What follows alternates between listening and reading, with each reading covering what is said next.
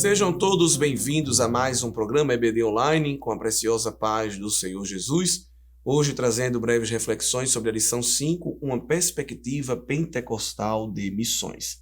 A verdade prática da lição diz que o Espírito Santo derramado no Pentecoste é o mesmo Espírito que Deus deseja derramar de novo na igreja da atualidade. Sabemos que missões está presente em toda a Bíblia Sagrada, mas de maneira mais pontual, mais enfática e efusiva, aparece aí no livro de Atos dos Apóstolos, não é isso? E é importante porque nós somos uma igreja pentecostal, né, Assembleia de Deus, uma igreja pentecostal clássica, e a nossa identidade está atrelada a um grande apego ao trabalho missionário. A igreja pentecostal, de maneira geral, ela tem um incentivo e uma colocação missionária muito forte, e isso a gente sabe que a nossa igreja praticamente nasceu de incentivos missionários, e a Assembleia de Deus, de maneira geral, não só no Brasil, mas em todo o mundo, tem se destacado com o envio de missionários transculturais, também missionários urbanos e missionários dentro das suas províncias e distritos. Então, a igreja pentecostal não é melhor ou pior do que nenhuma outra, mas é uma igreja que em pleno século XXI tem se destacado pela constante sensibilidade em envio e sustento, é claro, né, manutenção de famílias missionárias espalhadas em todo o globo. Louvamos a Deus pela existência dos missionários transculturais em nossa igreja, por exemplo. Nós temos trabalhos missionários em 10 países e muitas famílias têm sido abençoadas, evidentemente, muitas nações têm sido alcançadas. Nós estamos fazendo a nossa parte e cada igreja tem feito a sua, e aquilo que está ao alcance de cada um para fazer. Deus é poderoso para multiplicar os recursos, para frear as resistências às oposições, permitindo assim o avanço da pregação do Evangelho. Mas qual é a característica, ou seria assim, a vantagem de ser uma igreja pentecostal no tocante a missões, né? Há algo que a igreja, uma igreja pentecostal possui de diferencial para fazer missões, e aí é só ler o livro de Atos, né? O livro de Atos é um livro que marca o derramamento de poder sobre a igreja e, não coincidentemente, o consequente avanço missionário. Então, Cristo deixa claro que os discípulos receberiam poder e este poder seria canalizado para a tarefa evangelística. A gente sabe que, ao ler os evangelhos, o Senhor Jesus já preparava os discípulos, mas o alcance da proclamação do Evangelho ainda era muito restrito aos arredores ali da Palestina. Com o derramamento do poder, o próprio Cristo extrapola os limites geográficos, dizendo, olha, com o derramamento de poder vocês vão sair de Jerusalém para a Judéia, vão chegar em Samaria e até aos confins da terra. Então fica claro de que esse avanço geográfico ele é permitido, ele é possível quando eu possuo uma capacidade de poder maior. E este poder, é claro, é o poder do Espírito Santo. O agente missionário em Atos é o Espírito Santo de Deus. Quem promove a dinâmica missionária em Atos é o Espírito Santo de Deus. O principal recurso missionário em Atos é o Espírito Santo de Deus. Um grande pastor pregando em uma escola bíblica de obreiros, aqui em nossa igreja, há alguns anos atrás, mostrou o avanço da pregação ali da igreja do primeiro século e foi pontuando ali, mostrando referências bíblicas, o alcance geográfico da pregação. E depois de mostrar aquele avanço geográfico, ele fez uma pergunta muito interessante, comparando a igreja do primeiro século com essa igreja do século XXI, e ele nos perguntou assim: o que é que aquela igreja tinha que nós hoje não temos? E o que é que aquela igreja não tinha que hoje nós temos, que permite que o avanço geográfico da pregação do Evangelho da igreja do primeiro século tenha sido tão, digamos assim, assustador, exponencial, sem medida, e o avanço geográfico da pregação do Evangelho hoje tenha sido um pouco mais comedido. Temos avançado, sim, mas proporcionalmente, comparado com o avanço missionário em Atos, o nosso avanço é bem menor. Então, o que é que nós temos que eles não têm? Nós temos TV, nós temos internet, nós temos livros, temos centro teológico, temos centro de formação de missionários, temos cursos de idiomas, nós temos bíblias de estudo, nós temos enciclopédias, nós temos todo tipo de ferramenta, nós temos avião, temos helicóptero, temos navio, temos jatinho, temos trem de grande velocidade, temos Uber, temos táxi, temos dinheiro, tantas outras coisas, né? Que a igreja não tinha. O que é que aquela igreja tinha que nós não temos? O fervor do Espírito Santo. Basta falar isso. A presença do Espírito Santo em Atos era muito mais evidente do que é hoje. Nós vamos observar a expressão e todos foram cheios do Espírito. Essa palavra cheios, pleno. Nós vamos observar que nas reuniões, ali em Atos, o Espírito de Deus enchia todos que estavam reunidos. Nós vamos ver Paulo sendo cheio, Pedro sendo cheio. Nós vamos ver Barnabé sendo cheio. Nós vamos ver a casa de Cornélio sendo cheio. Nós vamos ver a congregação em Samaria sendo cheio. Então, queridos irmãos, o ato de Deus encher a igreja era algo muito comum. Por quê? Porque a igreja vivia ligada em Deus, em oração. Então, a missão pentecostal exige um envolvimento da igreja com o Espírito Santo de Deus. Quando a igreja está envolvida com o Espírito Santo de Deus, ela desempenha esse papel como novo Israel, como nação redentora, como povo que apresenta às nações a salvação. Há um diagrama muito interessante que eu gosto, que diz que o velho Israel, ele era limitado a determinados indivíduos. Era um grupo ali da gema nacional mesmo de Israel. O novo Israel, que é a igreja, esse grupo redentor é ilimitado e abrange todo o povo de Deus, independente do continente, do país, da etnia, do idioma. O antigo Israel era temporal, o novo Israel é perene. O antigo, o Espírito estava com o povo. No novo Israel, a igreja, o Espírito está no povo. Porque Jesus, quando dá o seu discurso ali, seus últimos dias para os discípulos, registrado nos capítulos 14 a 17 de João, o Senhor disse que o Espírito agora habitaria com eles, estaria com eles. Então, no Antigo Testamento, o Espírito estava com. No Novo, o Espírito está no povo. Ele está em nós. Ele não está somente conosco, ele está em nós. E esta presença que foi profetizada no Antigo Testamento por Ezequiel, por Joel, por Isaías, por Zacarias, na Nova Aliança se cumpre ali em Atos 2. Então, o Espírito está disponível. Mas será que eu estou desfrutando? Né? Então, a igreja precisa não se perguntar mais sobre a disponibilidade, porque essa disponibilidade na cruz de Cristo, ela já foi outorgada. Mas a igreja precisa sempre se perguntar, eu estou desfrutando do que me foi disponibilizado? Eu estou acessando aquilo que foi me dado como acesso, né? Então, a igreja hoje, ela tem a porta aberta, mas muitas vezes não entra, não é? No Velho Israel, a manifestação de Deus era geográfica, limitada ao templo. Quem quisesse receber de Deus tinha que viajar e vir para Jerusalém, para o Monte Sião de Deus. Na Nova Aliança, as manifestações de Deus são experimentadas por todos os seus filhos. Na Antiga Aliança, as nações vinham a Israel para conhecer a Deus. Na Nova Aliança, o conhecimento de Deus pela igreja é levado para todas as nações. Os teólogos dizem que no Antigo Testamento nós tínhamos uma aceleração centrípeta. É um termo da física, ou seja, quem queria conhecer a Deus tinha que vir dos arredores para o centro. A bênção de Deus estava em Israel. É por isso que Jonas, nós temos estudado isso, teve muita dificuldade em entender o chamado de Deus para ir pregar em Nínive. Porque na Antiga Aliança, Deus não levava a sua mensagem de salvação para as nações. As nações é que vinham para Israel para receber a bênção de Deus. Então, quando Deus quebra esse paradigma, já apontando para a nova aliança de maneira profética, dizendo a Jonas, vai para Nínive anunciar arrependimento, ele não aceita. Porque no seu zelo nacionalista, ele entendia que quem quisesse ser salvo tinha que se submeter a Israel. Não é isso? Já na nova aliança, a aceleração é centrífuga.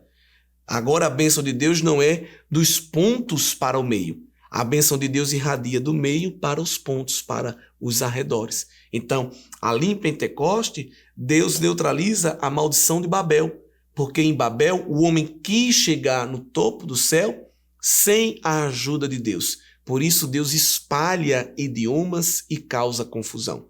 Na nova aliança, o homem quer se aproximar de Deus. E aí, através da oração, ali no cenáculo, buscando a Deus, o Senhor derrama a bênção. E agora Deus dá aos homens capacidade para que os idiomas não sejam instrumentos de separação, mas instrumentos de união.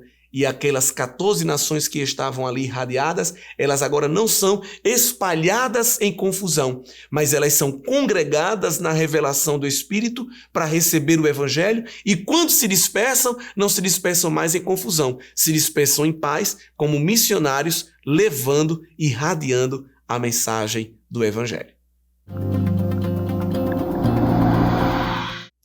Então, queridos irmãos, retornando aí ao nosso segundo ponto, segundo momento deste vídeo, nós paramos aí falando sobre a principal característica, né, do Espírito Santo quando derrama, que não produz segregação, mas congregação. Quando o Espírito Santo se derrama, ele une os povos através da pregação do Evangelho, né? Então, o livro de Atos, ele é importante para nos mostrar essa verdade pentecostal de missões. É uma igreja cheia de poder que passa a alcançar com mais facilidade ou com menos dificuldade aqueles que não eram alcançados, né? Então, os recursos continuam sendo poucos, mas com a capacitação do Espírito, a igreja avança de maneira inestimável, né? Há um grande autor, o Roland Allen, que fala sobre a estratégia missionária pentecostal, e ele diz: a obra missionária como expressão do Espírito Santo tem recebido pouca e superficial atenção, quase escapando ao leitor descuidado. Aqui e ali deparamos-nos com alguma expressão mais forte, mas isso não satisfaz o caso. Tratado assim, o livro de Atos permanece um enigma inexplicável. A natureza missionária do Espírito Santo, pode ser observada nos ensinamentos dos evangelhos e epístolas. Mesmo assim, fica implícita em vez de explícita.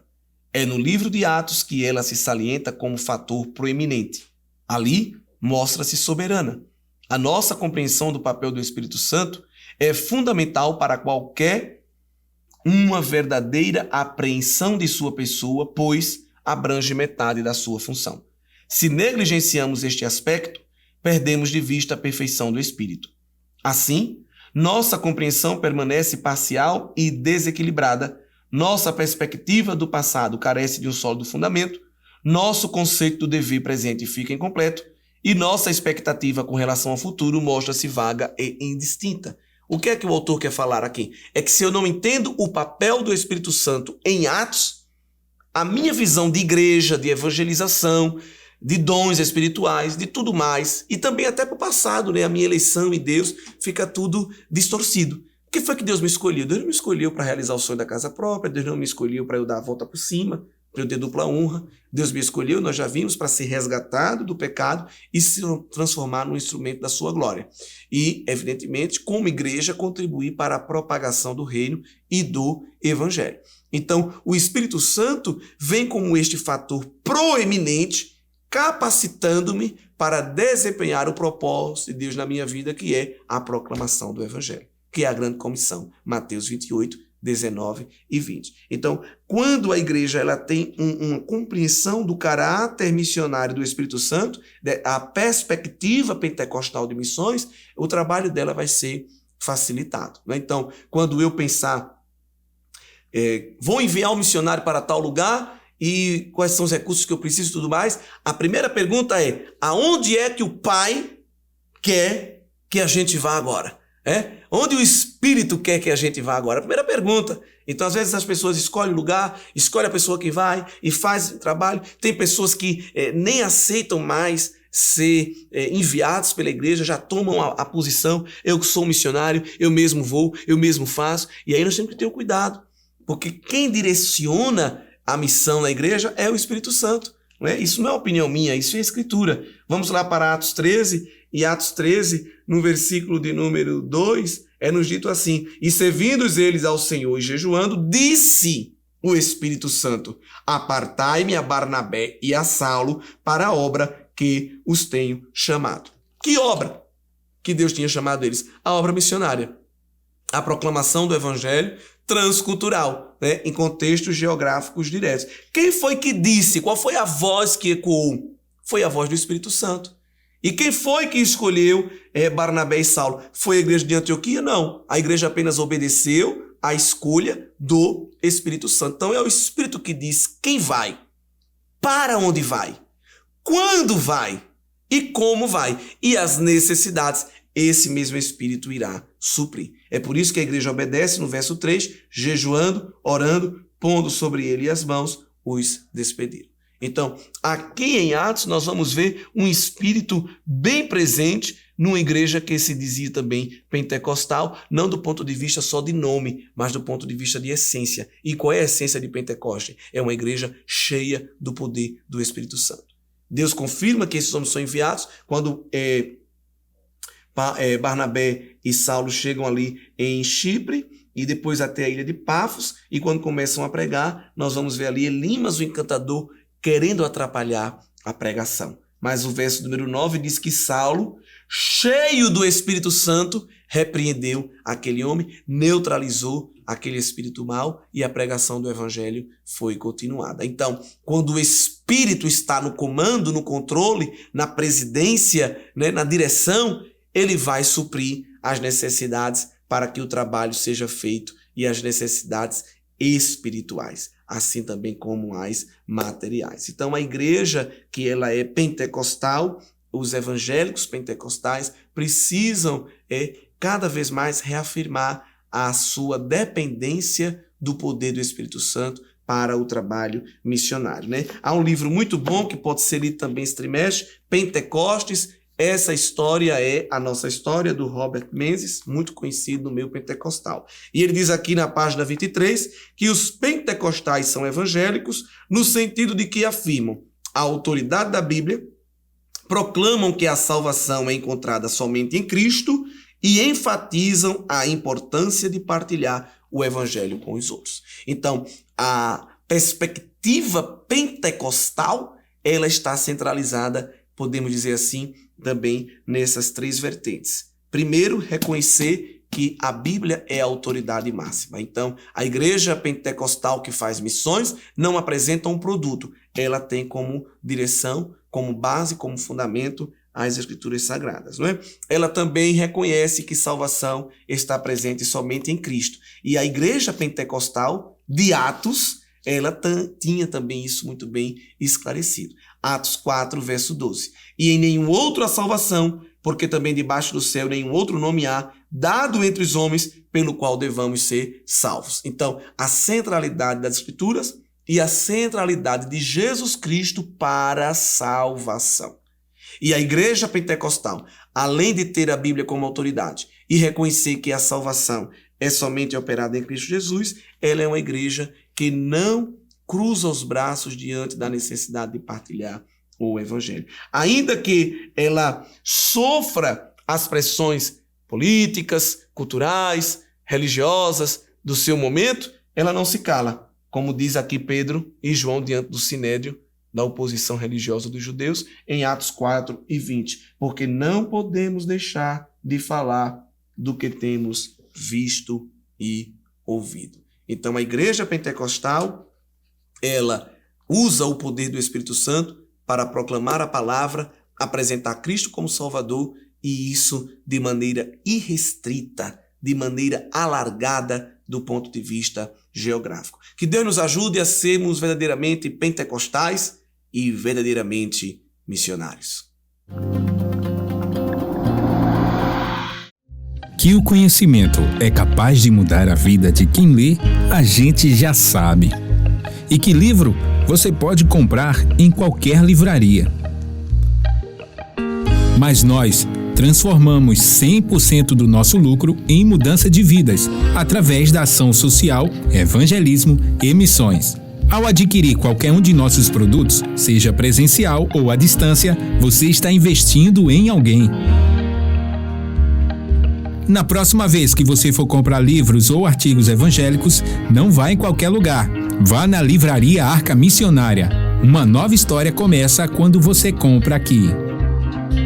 Sua contribuição através do Pix. Uma operação rápida, segura e sem custos. Abra o aplicativo do seu banco, clique na opção Pix e em seguida vá na opção Transferência. Depois é só digitar nossa chave Pix, que pode ser o nosso CNPJ 11 120 490 0001 86. Nosso e-mail contribua@eadalp.org.br ou nosso celular 81-98883-2755. Verifique se a contribuição é para a Igreja Evangélica Assembleia de Deus em Abreu Lima, Pernambuco. Confirme a transferência e depois siga o procedimento do seu banco.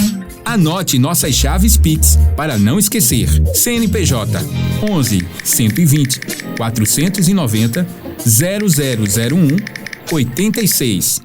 E-mail contribua@iadalp.org.br. Celular 81-98883-2755. Você está contribuindo para o crescimento da obra de Deus.